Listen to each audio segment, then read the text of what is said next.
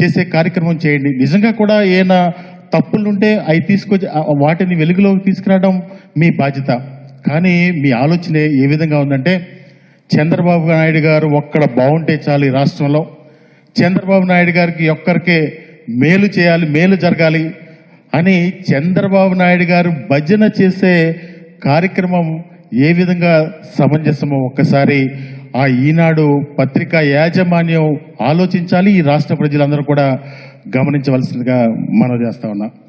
నిజంగా ఎస్ఐండ్ భూముల విషయంలో ఈ రాష్ట్రంలో అందరికీ తెలుసు, గత ప్రభుత్వ హయాంలో ఎస్ఐండ్ భూముల విషయంలో ఆ రోజు అక్రమాలు చేసింది చంద్రబాబు ప్రభుత్వం కాదా అని చెప్పి నేను ఈ సందర్భంగా అడుగుతా ఉన్నా. ఎందుకంటే దాదాపుగా ఎస్సీ, ఎస్టీ, బీసీ మైనార్టీలకి చెందినటువంటి ఆ రోజు అమరావతిలో దాదాపుగా 1100 ఎకరాల భూమిని మీకు దక్కదు అని చెప్పి ఆ రోజు పేదవాళ్ళని తప్పుదో పట్టించి ఎస్సీ, ఎస్టీ, బీసీ మైనార్టీ రైతుల్ని ఎస్ఐండ్ భూములు మీకు దక్కవని చెప్పి ఆ రోజు తప్పుదో పట్టించి మళ్ళా ఒక జీవో ఇచ్చి వాళ్ళ బినామీలకి దాదాపుగా 1336 మంది ఆ రోజు బినామీలకి ఆ ఎస్ఐండ్ భూములు కట్టబెట్టి మళ్ళీ ఆ ల్యాండ్స్ మళ్ళీ పూలింగ్లోకి తీసుకుంది చంద్రబాబు కాదా అని చెప్పి నేను అడుగుతా ఉన్నా.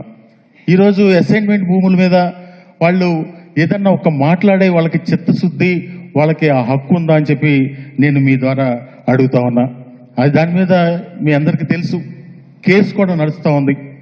ఆ కేసులో వీళ్ళందరూ కూడా నిందితులుగా ఉన్నారు.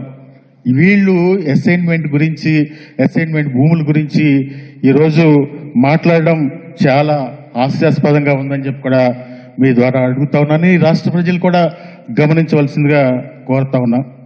నిజంగా అసైన్మెంట్ సమస్య ఈ రాష్ట్రంలో ఈరోజు కొత్తగా వచ్చిన సమస్య కాదు. ఆ రోజు రైతులందరూ కూడా భూమి ఉన్నా కానీ ఇబ్బంది పడే పరిస్థితి. భూమి ఏదన్నా కష్టం వస్తే ఏదన్నా ఒక అరెకరం భూమి అమ్ముకోవడానికో, పావు ఎకరం భూమి అమ్ముకోవడానికో లేని పరిస్థితి ఈ రాష్ట్రంలో దాదాపుగా 1954 నుంచి, అంటే ఈ 70 సంవత్సరాల్లో అసైన్ చేసినటువంటి భూములన్నిటికీ కూడా అటువంటి పరిస్థితి కలిగిన పరిస్థితి అంతా కూడా ఈ రాష్ట్ర ప్రజలందరికీ తెలుసు.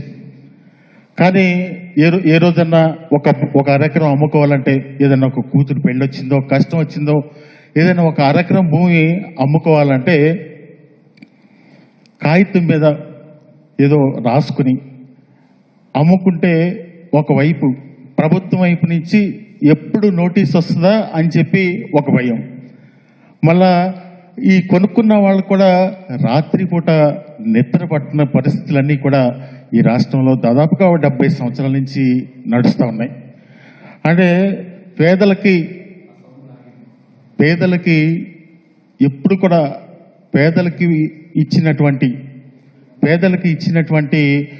ఆ భూమి విషయంలోనే ఈ 70 సంవత్సరాల నుంచి అందరూ కూడా ఇబ్బందులు పడే పరిస్థితులన్నీ కూడా మనం ఈ రాష్ట్రంలో చూసాం. అదేవిధంగా